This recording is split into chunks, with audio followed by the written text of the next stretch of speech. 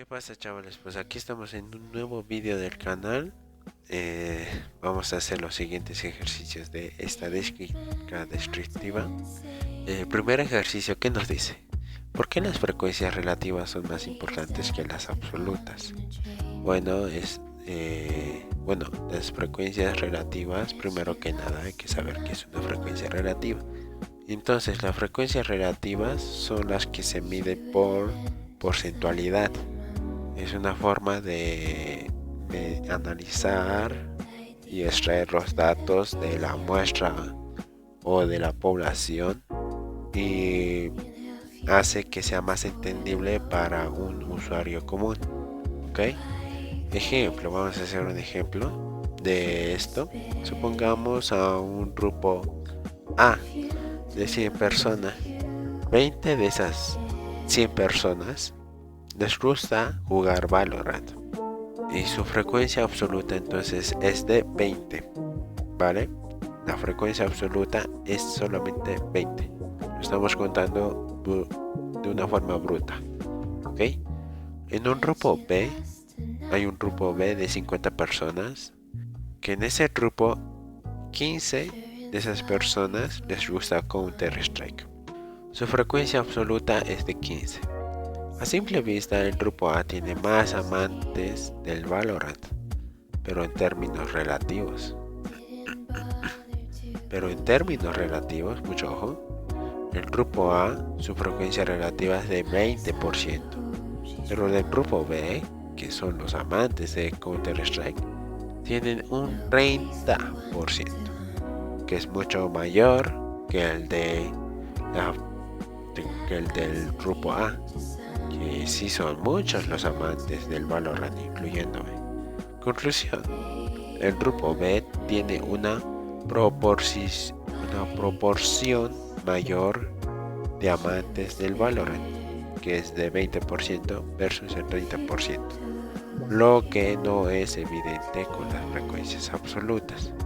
Las frecuencias absolutas, claro que no es evidente porque son 20 los amantes de Valorant y 15 los que prefieren Counter-Strike. ¿Ok? Vale. Es una de sus importancias de la frecuencia relativa que permiten la comparación entre conjuntos de datos de diferentes tamaños. Es que proporcionan una medida de proporción o probabilidad. Aquí lo dice. ¿Ok? Podemos dar un ejemplo de 500 personas. Ya estas 500 personas son jugadores de un juego. La frecuencia relativa es que 50 de esas personas son mancas, no saben jugar, pero juegan el juego. Entonces significa que con la frecuencia relativa dividimos el 50 dividido entre 500. Eso nos da un 0.10. Multiplicándolo por 100 nos da un 10%. Esto sugiere que hay un 10% de probabilidad de que te toque un manco en cada partida que juegues. ¿Ok? Ahora, otra de sus importancias es que facilitan la visibilidad e interpretación. Por ejemplo, una gráfica de torta, por ejemplo, de porcentajes en frecuencias relativas muestran claramente la participación de cada categoría en el total, mientras que las frecuencias absolutas no lo harían de manera efectiva si los tamaños de muestras son distintos. ¿Por qué? ¿Por qué pasa esto? Porque la frecuencia absoluta, como ya hemos dicho, su búsqueda de datos es brusco, o sea, tiene que contar uno por uno, mientras que la relativa lo mide por porcentajes, lo divide por la cantidad de datos que hay en la muestra. Ok. Una también de sus importancias es que son esenciales para las distribuciones de probabilidad. Esto significa que se basan en proporciones o probabilidades equivalentes a frecuencias relativas. Cuando el tamaño de muestra es grande, ojito, no en conteos absolutos. Entonces, ¿qué quiere decir esto? Que son las frecuencias relativas son demasiado esenciales para la distribución de probabilidad, porque son gracias a la probabilidad que podemos entender mejor cuál es la probabilidad de que nos dé tal cosa, o de que suceda tal acción, tal evento. Ok, vale. Una también de sus importancias que nos dan es la que nos permiten la estandarización de los datos. Esto es interesante porque al exportar resultados en términos relativos, porcentajes, proporciones, se elimina la influencia del tamaño de la muestra, lo que es crucial en estudios donde los tamaños del grupo varían, ya que pueden ser analizados absolutamente. Por ejemplo, en encuestas o experimentos con diferentes coherentes. Ahora, la pregunta también curiosa es que ¿cuándo podemos usar las frecuencias absolutas? Las frecuencias absolutas las podemos utilizar para conocer el número de ocurrencias. Por ejemplo, en una planificación de recursos. Por ejemplo, construir un monumento en el Minecraft.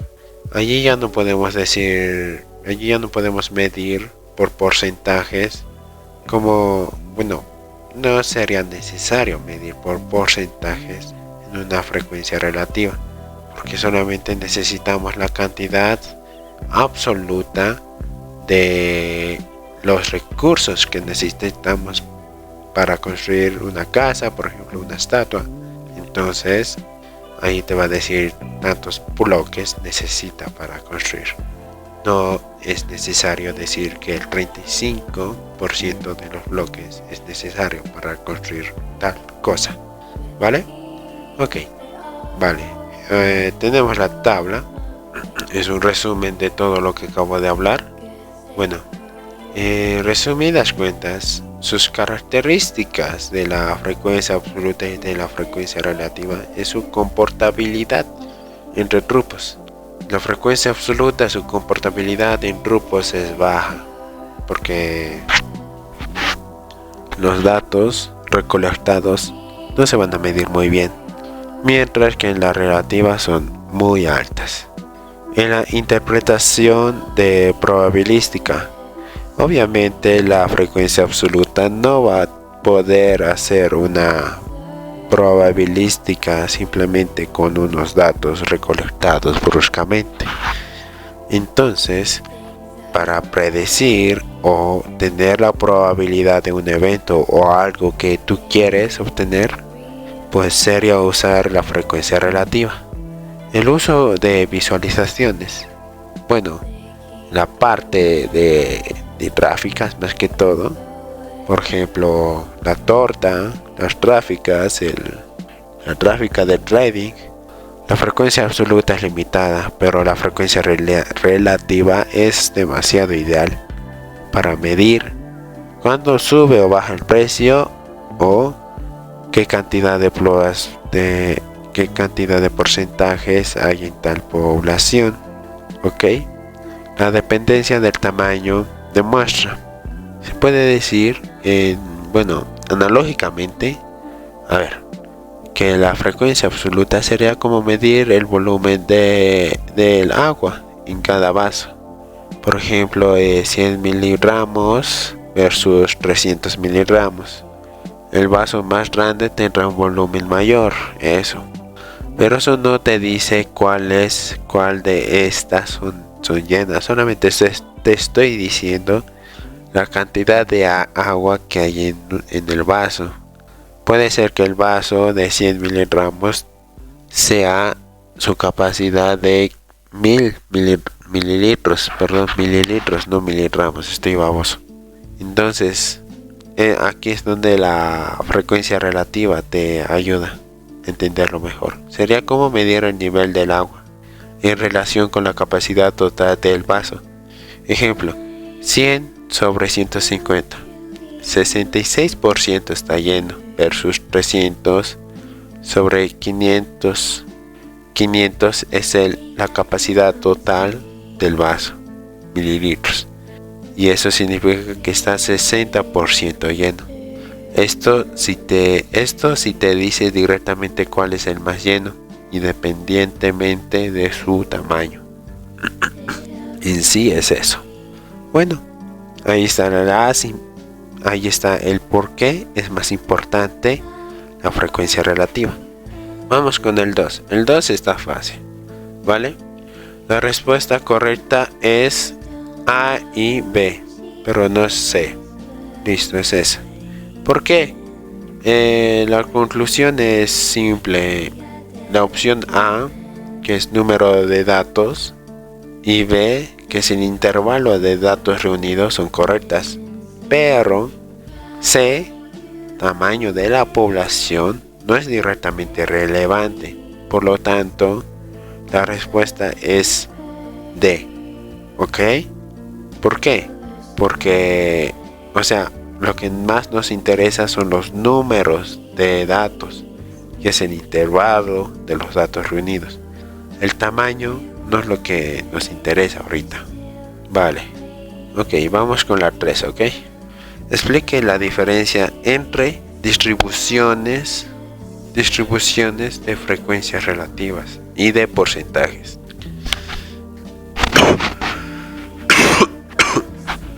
Aquí les explico. Una frecuencia relativa es la proporción del total que representa cada categoría. Proporción, se refiere a porcentaje. De cada categoría o clase se calcula dividiendo la frecuencia absoluta.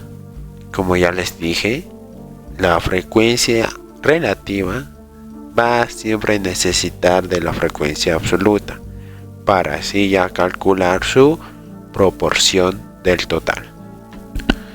Ok, la frecuencia absoluta, el conteo entre el número total de observaciones n. Una fórmula sería que la frecuencia relativa, como ya les dije, aquí está la formulita, F.R va a ser siempre igual a F.A dividido entre N, que es la cantidad o la capacidad total de la muestra o la población. Ok, vale. Su rango va a ser siempre de 0 a 1, eso sí. Ejemplo, si 10 personas juegan Minecraft, de 50 personas que solamente son normales, la frecuencia relativa va a ser 10 sobre 50. Esto nos da un igual de, ahí está, 0.2. Entonces, multiplicándolo por 100 nos da el 20% juega Minecraft. Ya, ok. En porcentaje, simplemente la frecuencia relativa multiplica por 100, como ya les dije anteriormente. Es la única diferencia entre distribuciones de frecuencia, o en resumidas cuentas, frecuencias relativas y porcentajes. Es la única diferencia. Ese 100, nada más. ¿Ok? Vale. Entonces, en conclusión, ¿qué quiere decir esto? Que no hay una diferencia conceptual. Ambas distribuciones transmiten exactamente la misma información. La importancia o el peso de una categoría dentro del conjunto de datos total. Eso sería todo. Bueno, gracias y más ratos hago los ejercicios 4.